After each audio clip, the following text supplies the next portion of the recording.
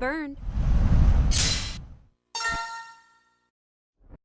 How's it going, everyone? This is Trix from Meta of Smash, and this is going to be part 1 of a 4-part series where I'm going to be teaching you every movement option in Smash Ultimate. And for those of you that don't know, I'm a Smash Ultimate coach who has over 8,700 hours in the game, and I've coached over 1,200 players in the last 5 years, ranging from absolutely brand new to PR in their state. So if you're someone who's interested in getting better at Smash, please consider subscribing. So to kick off this series, we're going to be starting at the absolute beginning, and I'm going to be doing the majority of these demonstrations with Roy. He's a very fast and strong character that is great for beginners, and he can also be used at top level play with great success. And if you don't have a main, I highly recommend picking up Roy to at least follow along with these demonstrations. And if you do have a main character, I still recommend following along with Roy and then applying what you learn to your character later. Now, with all that being said, let's jump in with our top 10 beginner movements that every Smash player should know. So first things first, we're going to be talking about controlling our character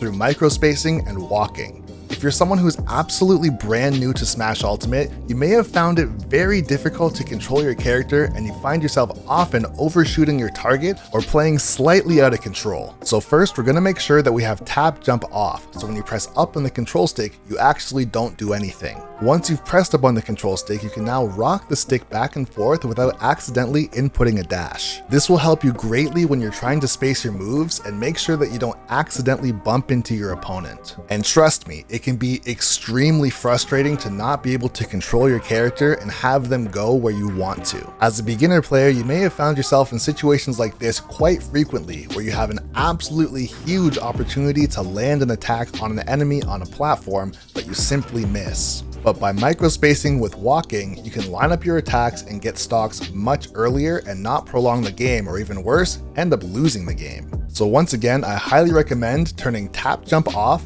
and practice walking around in the training room just like this. And once you get the hang of it, you'll have absolute control of your character on the ground. Number 2, and equally just as frustrating, is inputting a proper short hop. In order to perform a short hop, you have to very quickly press the jump button in under 3 frames. However, did you know that if you press 2 jump buttons at the exact same time, you will get a shortcut that gives you a short hop every single time? This means that if you press X and Y on your controller at the same time, you will never accidentally get a full hop. My recommendation is to actually set a shoulder button to jump, such as Z or R. So now you can do a pinching motion with your right hand to always get a short hop. You also don't have to release these buttons in under 3 frames to be successful. Number 3 is going to be fast falling. If you've ever watched pro players play Smash Ultimate, you might be asking yourself, how do they move so fast? Well, at a nuanced level, there's definitely more to it than this, but one of the main things that they do is fast fall their aerials and short hops. If you press down on your control stick at the apex of your jump, you will perform a short hop. Notice the little purple star that comes out at the top of Roy's jump. If you see that purple star next to your character, that means that you're doing this movement properly.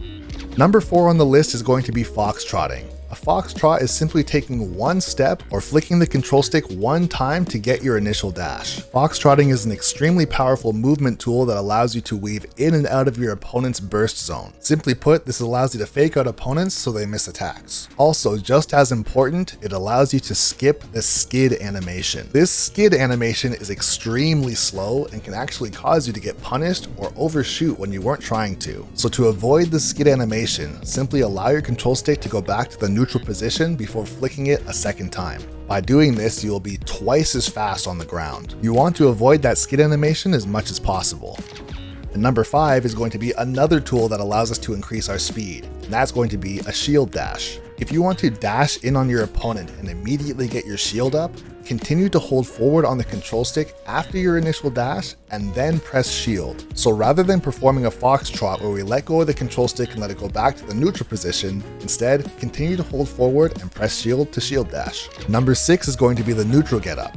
This is a movement option that I've seen hundreds of beginner players neglect to use. If you happen to miss your tech and get put onto your back, it's very common to push as many buttons as possible to just try and stand up as quick as you can. and in many cases, burning resources or making yourself slower. The quickest way to get back up onto your feet is to perform a neutral getup by simply pressing up on the control stick. This is by far one of the simplest tips in the video, but absolutely should not be overlooked. You want to avoid always using getup attack or rolling as a means to stand up. Number 7 is the aerial shortcut. This is a movement option that you may have done without even knowing. However, did you know that if you press an attack and the jump button at the same time, you will get a short hop rising aerial every single time. This is extremely useful when trying to approach someone or even attack out of shield. In order to get a short hop aerial, simply press a jump button plus your attack button and a direction. As you will learn the more you play Smash Ultimate, Smash is dominated by aerials. If your character has a strong aerial game, very strong chance that your character will be very dominant. Number 8 is going to be Seastick Aerials. This is one of the most important tips in the entire video. Not only do we have the ability to do short hop rising aerials with a shortcut, but also we have the ability to choose an aerial with an opposing aerial drift. If you remember tip number 2, which was the short hop shortcut, we can apply that method to have maximum control over our character while simultaneously throwing out any aerial in any direction that we want. You may have heard terms such as retreating aerials or walling out an opponent. If you've ever wondered how to do that, this is exactly how. Try using the C-stick in the air to perform directional aerials. Tip number 9 is going to be understanding the buffer system. The buffer system is what allows us to do the majority of our combos in Smash Ultimate. And that might sound a little intimidating, but I promise it's very easy. The buffer system allows us to input an attack up to 10 frames early. So rather than trying to perfectly time our follow-up attack to ensure that we get a combo, we can actually press and hold the desired attack during the current animation before it ends. This allows us to perform our attack on the first possible frame to ensure that our enemy can't escape our combo. Notice that this wasn't a combo, even though I hit the enemy twice. But notice when I input my follow-up, even before touching the ground, it actually comes out instantly and this reads as a combo. And it doesn't have to be just with attacks. You can actually use the buffer system with any moves in the game. That includes taunts, grabs, shielding, and spot dodging. Once you understand the buffer system, your combo game will become incredibly fluid and a lot less frustrating.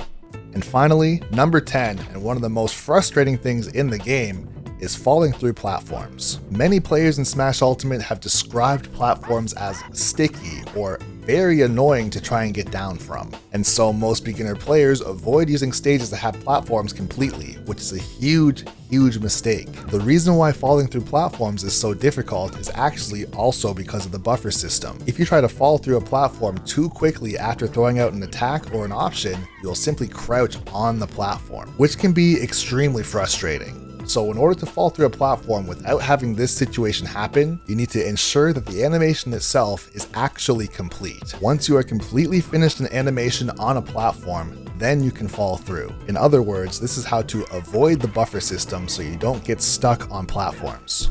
And with good timing, you can actually get pretty quick with falling through platforms after throwing out attacks. Try incorporating this instead of always jumping off of platforms. And with that, that's going to wrap up the beginner segment of our series. And if you happen to enjoy this video and feel like you did get some value, please consider subscribing, as I am going to be releasing intermediate, advanced, and pro level movement videos in the future. And if you are someone who's interested in coaching, my DMs are always open on Discord, so feel free to reach out and set up a session. And once again, this is Trix from MetaTrixx saying thanks for watching.